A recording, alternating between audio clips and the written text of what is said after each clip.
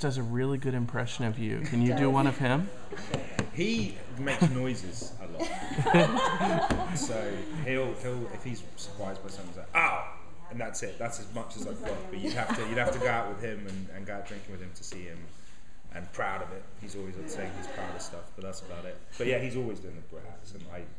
If I need to learn an American accent, he's the last person I'm going to study because he won't use his normal accent around me. Well, what was your reaction when you were told that about in the Bro episode that they were going to put makeup on you and right on your head? And glitter. Glitter. I loved it because I don't know what's been going on recently, but like I didn't realise I enjoy cross-dressing as much as I do. We've been doing these like behind-the-scenes videos, and it seems to be, I was like, all right, I'm in a skirt. Oh, okay, cool, I'm Wonder Woman. And then when we did the makeup, I love being dolled up and made up.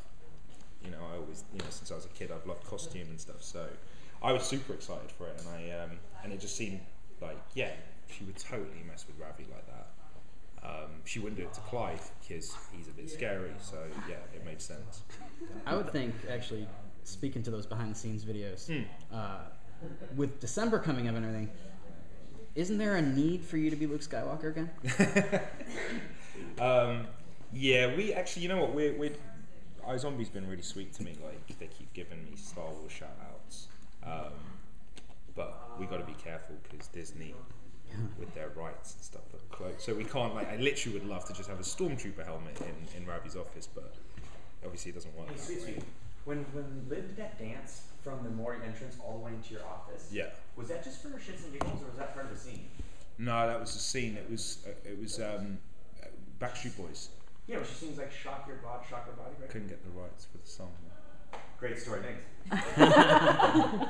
I feel like which ties into rights, yeah. So that's what happens. We'd love to do lots of stuff. Yeah, they've been singing this song since the pilot, which is to everybody, Backstreet Boys, but with Chakrabarti instead of everybody. So then it got written in, but we weren't able to use that scene. I feel like I saw a behind-the-scenes photo of you on the toilet. Yeah. What was that about? Every season so far, we found a really manky toilet for me to sit on. So when we filmed. We're at the Asian DVD store. The toilet in there was horrible, but we all posed on it, and then my picture went out because I dropped my pants and I was sitting there. And then when we were on set yesterday, we found another manky toilet. So Rosie took some photos of me, but it's not to do with the show. Okay. Yeah, that was us pretending it was a spoiler. It's got nothing to do with the show. What a plot. I'm like, I don't know if I'd want to know that plot point. It's an A story though. But I wouldn't put it past. Peyton. Yeah. Peyton's back. She is. Robbie seems to have something going with Stephanie already. He's a fast mover. Yeah.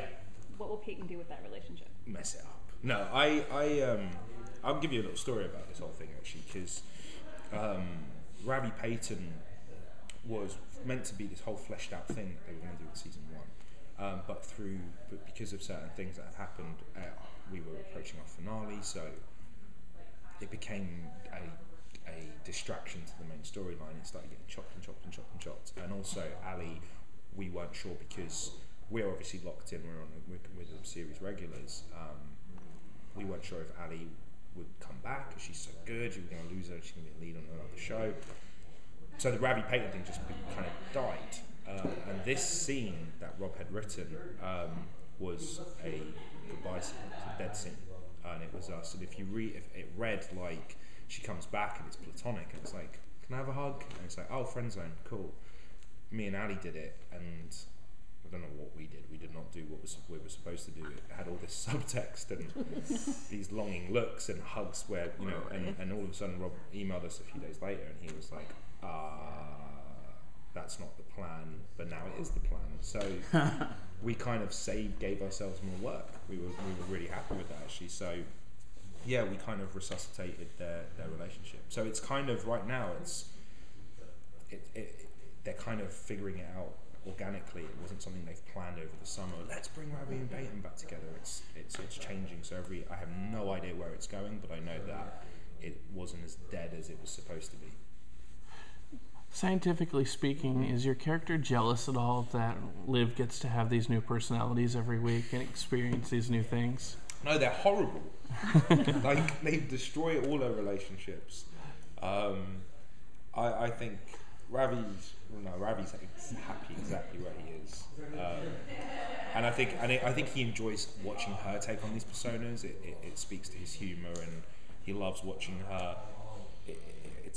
She's like a Kinder egg, I guess. You don't know. We open it up, what toy we're gonna get, then he's gonna get to play with this week. He's happy as he is, I think. So she's going to be eating a magician's brain. Right. Can you talk a little bit about how that works in the lab? Yeah.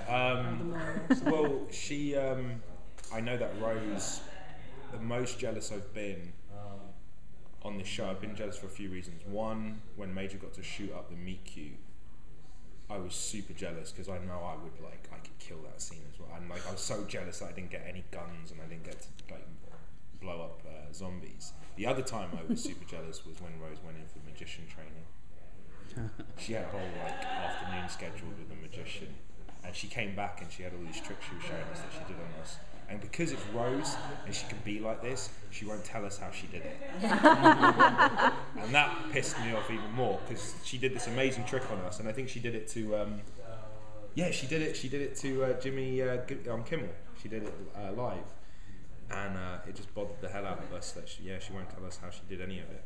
So we all wanted to go magician training, but it's super fun, and she was great. So all the tricks you see her do, she's doing them. She learned them properly.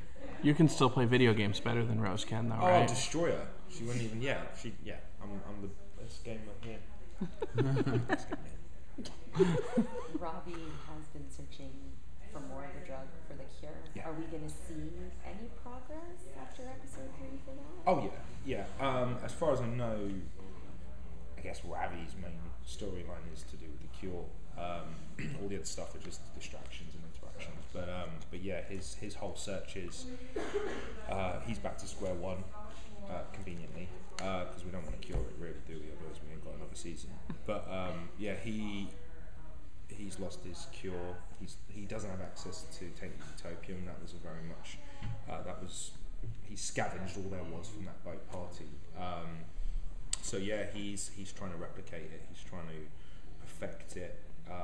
At the same time, he's keeping a very close eye on Major and Blaine because he has no idea what's going to happen. And it's great because, to be honest, for the viewer as well, Major and Blaine, I don't know if they've stressed it enough yet, are time bombs.